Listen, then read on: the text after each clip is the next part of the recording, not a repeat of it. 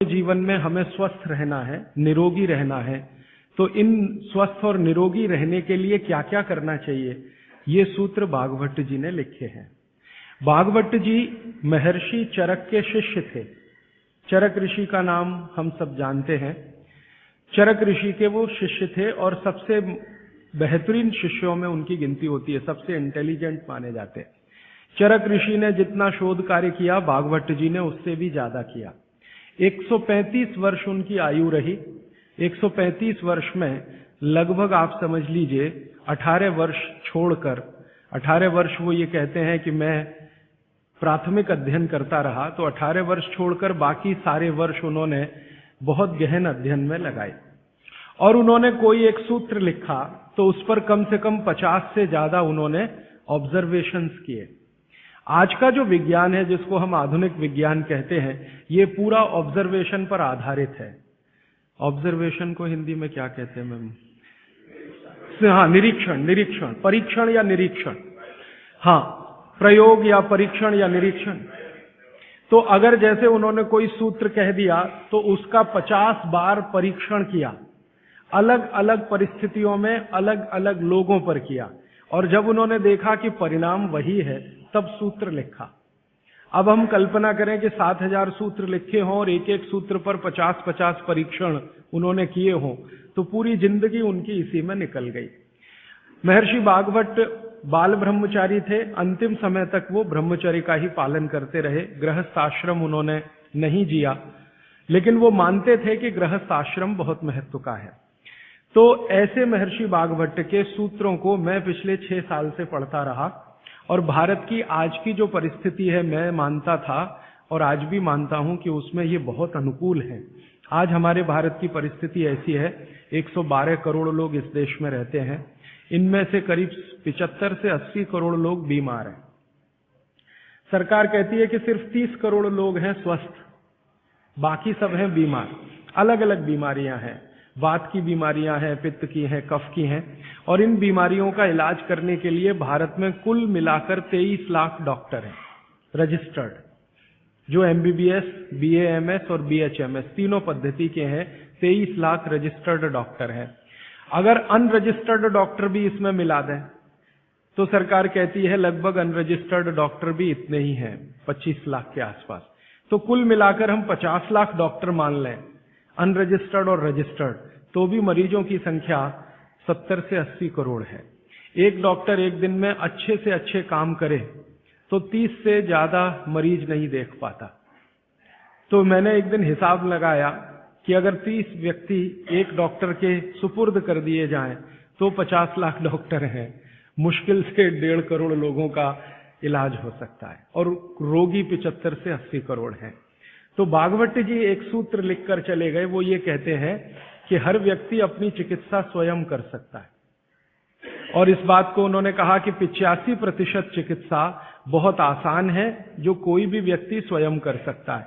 15% चिकित्सा थोड़ी मुश्किल है, जिसमें आपको विशेषज्ञ की मदद की जरूरत पड़ती है।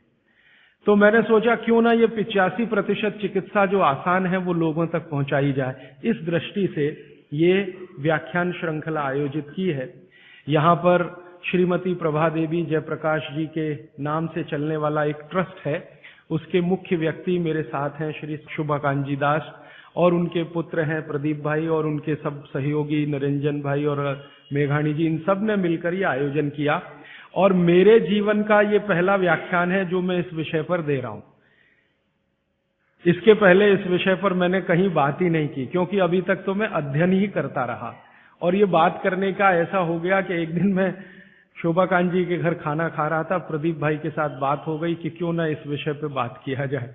तो ऐसे ये तय हो गया अनायास, लेकिन मुझे लगा कि ये शायद सार्थक हुआ।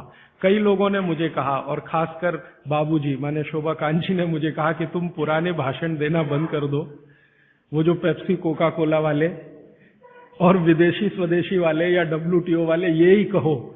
शायद बहुत लोग ऐसा कहते हैं। अगर ऐसा सबका मन बना तो शायद इस विषय में मैं आगे भी और ज्यादा गहराई से रिसर्च करके बात करता रहूंगा। तो अब तक हमने 3 दिन की व्याख्यानमाला पूरी की है, आज चौथा दिन शुरू हो रहा है। तो कल तक के जितने सूत्र थे वो एक बार मैं आपको दोहरा दूं ताकि आपको याद हो जाए। कल का सबसे पहला महत्व का सूत्र मैंने बोला था कि आप खाना खाने के बाद पानी ना पिए, पानी हमेशा 1.5 घंटे के बाद पिए। कारण मैंने उसका बहुत विस्तार से बताया था, उसमें दोबारा जाने की जरूरत नहीं है। वो पहला सूत्र था कल का। दूसरा सूत्र था कि पानी जब भी पिए तो घूट घूट भर के पिए, एक एक सिप लेकर पानी पिए, जैसे आप गर्म दूध पीते हैं या गर्म चाय या गर्म कॉफी पीते हैं। और उसका कारण भी मैंने आपको समझा दिया था। तीसरा सूत्र है कि आप जब भी पानी पिए तो ठंडा ना पिए, कभी भी ठंडा पानी ना पिए, हमेशा गुनगुना पानी पिए। वैसे जैन दर्शन में इसी को पक्के पानी की कहा जाता है, इसको बात वो बिल्कुल वैज्ञानिक है। भागवत जी भी उसका समर्थन करते हैं। हमेशा गुनगुना पानी पीने की कोशिश करें। आप में से कई लोगों ने सवाल पूछे थे कि गर्मियों में भी क्या गुनगुना पानी पिए। भागवत जी की माने तो गर्मियों में भी गुनगुना पी सकते हैं, लेकिन कोई बहुत तकलीफ आए तो मिट्टी के बर्तन का पानी आप गर्मी के दिनों में 3-4 महीने पी सकते हैं। फिर चौथा सूत्र ये था कल का कि पानी कभी भी पिए तो सवेरे उठते ही सबसे पहले जरूर पिए, माने सुबह की शुरुआत पानी से करें। और उसमें मैंने बताया था कि मुंह का कुल्ला किए बिना वो उठते ही पानी आपको पीना है, क्योंकि रात को जब आप सोते हैं तो जो कुछ भी लार मुंह में बनी है ये बहुत ही कीमती है, इसका औषधीय गुण बहुत है। और जैन दर्शन में इसको अहिंसा के साथ जोड़ा हुआ है, और वो मैंने करके भी देखा है कि सुबह की लार गलती से भी आप किसी चींटी या चींटा या मक्खी पे थूक दो, वो तुरंत मर जाएगा। सुबह की लार अगर आपने गलती से चींटी, चींटा या मक्खी पे थूक दिया, वो तुरंत मर जाता है, क्योंकि उसका औषधीय गुण बहुत प्रबल होता है सुबह सुबह। तो जैन दर्शन ने इसको अहिंसा से जोड़ा, भागवत जी ने इसको शरीर स्वास्थ्य से जोड़ा। तो ये 4 सूत्र मैंने कल आपको बताए थे, ये बहुत फंक्शनल है, ऑपरेटिव। इसके पहले 5 सूत्र पिछले 2 दिनों में मैंने बात की थी। आने वाले शायद एक दिन मैं सब सूत्रों को फिर से रिपीट कर दूंगा ताकि आपको भूलने ना पाए, आसानी से याद हो। अभी मैं आगे बढ़ता हूं। कल के सूत्र को आगे बढ़ाते हुए मैं एक सूत्र आपके सामने रख कहता हूं। भागवत जी कहते हैं बहुत गहरी बात। वो ये कहते हैं, ये साध्वी जी हैं, इसलिए मुझे आज कहना बहुत उपयोगी भी लग रहा है इस सूत्र का। मैं सोचा था कि कल कहूंगा, लेकिन आज कह रहा हूं। भागवत जी कहते हैं कि जब आप भोजन करें कभी भी, तो भोजन का समय थोड़ा निश्चित करें। भोजन का समय निश्चित करें, ऐसा नहीं कि कभी भी कुछ भी खा लिया। हमारा ये जो शरीर है ये कभी भी कुछ भी खा लेने के लिए नहीं है।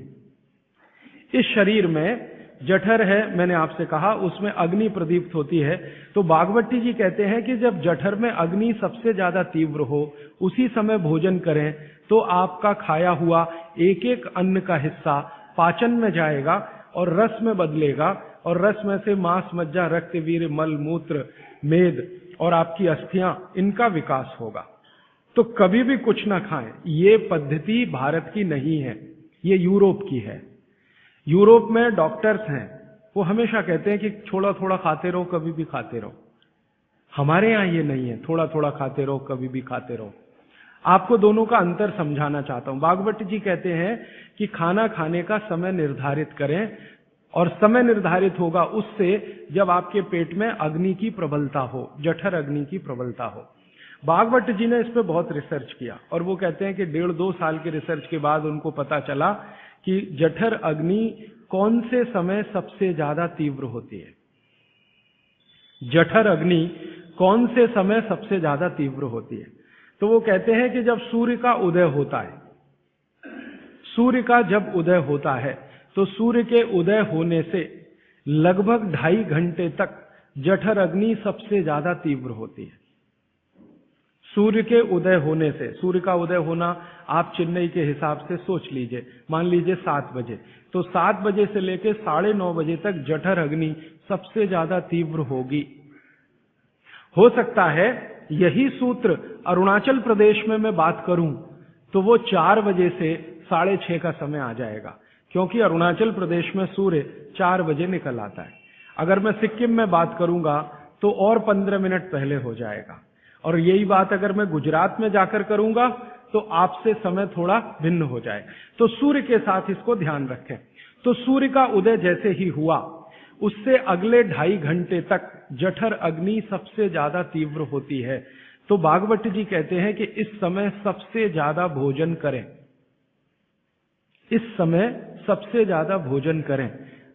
वो तो एक जगह यहां तक कह देते हैं कि आप अगर संभव हो तो 9:30 बजे के अंदर ही लंच करें, 9:30 बजे के अंदर ही लंच करें, माने ब्रेकफास्ट गायब, नाश्ता छोड़ें, सीधे ही भोजन करें। यहां तक वो कहते हैं। वो ये कहते हैं कि सुबह 9:30 बजे तक अगर आपने भरपेट भोजन किया है तो इसमें से जो कुछ भी बनेगा वो एक एक बूंद, एक एक अन्न का टुकड़ा, एक एक दाने का टुकड़ा आपके शरीर के लिए उपयोगी होगा। क्यों? क्योंकि वो कहते हैं कि सुबह 7 बजे से, आपके हिसाब से मैं कह रहा हूं, 7 बजे से 9:30 जठर अग्नि बहुत तीव्र होती है। भागवत जी ने एक और रिसर्च किया था कि शरीर के जो अलग अलग अंग हैं, जैसे हृदय है हृदय, और जैसे जठर है जठर, जैसे किडनी है, जैसे लीवर है, इनके काम करने का अलग अलग समय है। जठर अग्नि के काम करने का सबसे अच्छा समय है 7 से 9:30, सूर्योदय से 2.5 घंटे तक। फिर इसी तरह से हृदय, हृदय के काम करने का समय है सबसे ज्यादा ब्रह्म मुहूर्त से 2.5 घंटे पहले। ब्रह्म मुहूर्त आप समझते हैं 4, 4:30, तो 2, सवा 2 बजे, 1:30 बजे से लेकर 4 बजे के बीच में हार्ट सबसे ज्यादा सक्रिय होता है और सबसे ज्यादा हार्ट अटैक उसी समय में आते हैं। किसी भी डॉक्टर से पूछ के देख लीजिए, क्योंकि हृदय जब सबसे ज्यादा सक्रिय होगा तो हृदय घात भी उसी समय होगा। इसलिए 99% हार्ट अटैक अर्ली मॉर्निंग्स में ही होते हैं, क्योंकि हृदय के काम करने का उस समय सक्रियता सबसे ज्यादा है। इसी तरह हमारा लीवर है, इसी तरह किडनी है। इसकी पूरी एक सूची मैंने बनाई है, बाहर पुस्तकों में है, इसलिए विस्तार में मैं नहीं जाता। संकेत के लिए आपसे कह रहा हूं कि हर शरीर के अंग का काम करने का एक निश्चित समय है, प्रकृति ने तय किया है, उसको भगवान ने तय किया है। तो आपका जठर अग्नि है, ये सबसे अच्छा 7 से 9:30, तो आप भरपेट खाना खाइए, ठीक है। फिर आप बोलेंगे जी दोपहर को भूख लगी तो थोड़ा और खा लीजिए, लेकिन भागवत जी कहते हैं कि सुबह का खाना सबसे ज्यादा, अगर आज की भाषा में मैं कहूं तो आपका जो ब्रेकफास्ट है ना, वो हैवियर से हैवियर होना चाहिए, भारी से भारी ब्रेकफास्ट। जितना खाते हैं ज्यादा भी खा लीजिए, कोई फर्क नहीं पड़ता। सुबह के नाश्ते में भरपेट खाइए। फिर वो कहते हैं दोपहर का भोजन अगर आप कर रहे हैं तो इसको थोड़ा कम करिए, नाश्ते से, दोपहर का भोजन नाश्ते से कुछ कम करिए, 1/3 कम कर दीजिए, और रात का भोजन दोपहर के भोजन का 1/3 कर दीजिए। अब सीधे से मैं कहता हूं, अगर आप सवेरे 6 रोटी खाते हैं तो दोपहर को 4 ले लीजिए और शाम को 2 ले लीजिए। अगर आपको आलू का पराठा खाना है या गोभी का पराठा खाना है, आपकी जीभ स्वाद के लिए मचल रही है, तो भागवत जी कहते हैं कि सब कुछ सवेरे खाओ। आलू का पराठा भी खाओ, गोभी का पराठा भी खाओ, मूली का पराठा खाओ, जो आपको खाना है। हालांकि जैन है तो आलू का पराठा तो निषिद्ध है, मूली का भी निषिद्ध है आपके लिए। फिर अगर जो जैन नहीं है उनके लिए आपको जो ज्यादा अच्छा लगता है खाने में, मैं आपको एक वाक्य में कहता हूं, जो चीज सबसे ज्यादा पसंद है वो सुबह खाओ। रसगुल्ला पसंद है तो सुबह खाओ, रबड़ी खानी है तो पसंद है तो सुबह खाओ, जलेबी खानी है तो सुबह खाओ, इमरती खानी है तो सुबह खाओ। जो भोजन आपको सबसे ज्यादा पसंद है वो सुबह खाओ, पेट भर के खाओ।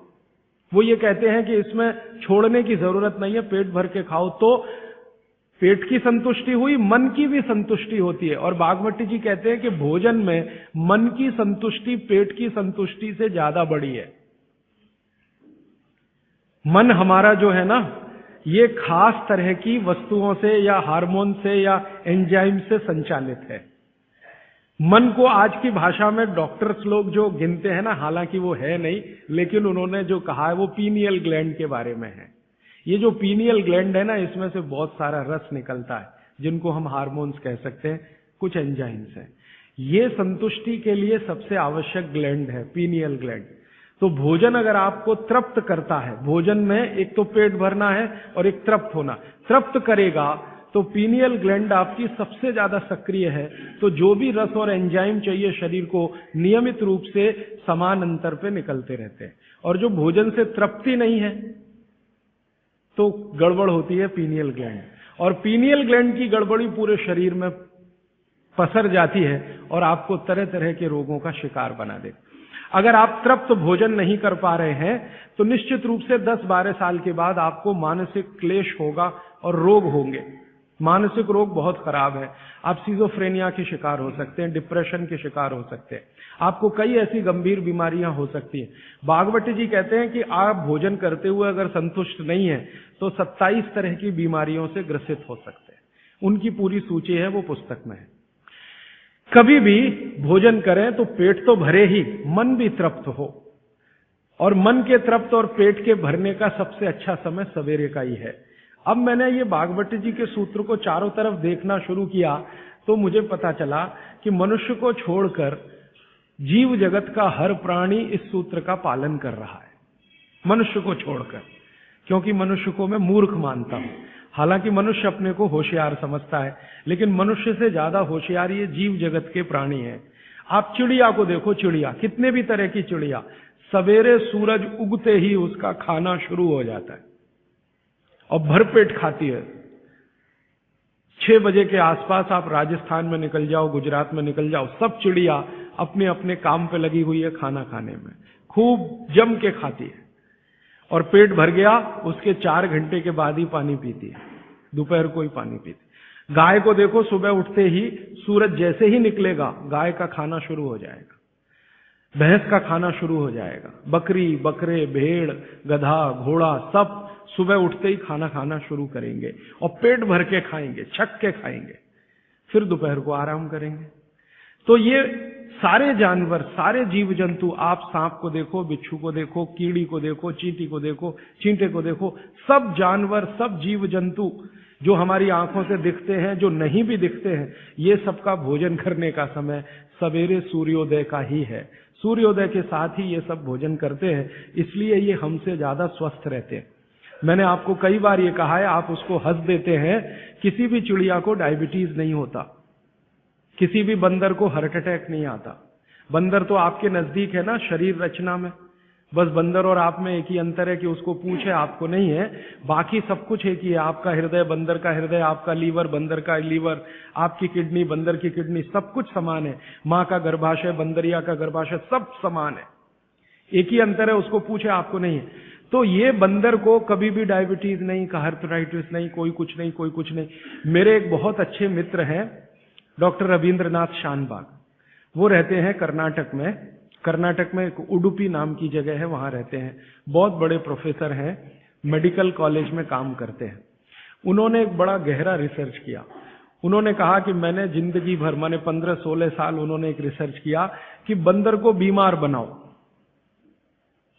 क्योंकि उन्होंने बहुत सारे वैज्ञानिकों से यह सुन रखा है कि बंदर बीमार नहीं होता, और बीमार होगा तो मरेगा ही, जीवित नहीं रहेगा, तो बंदर को बीमार बनाओ।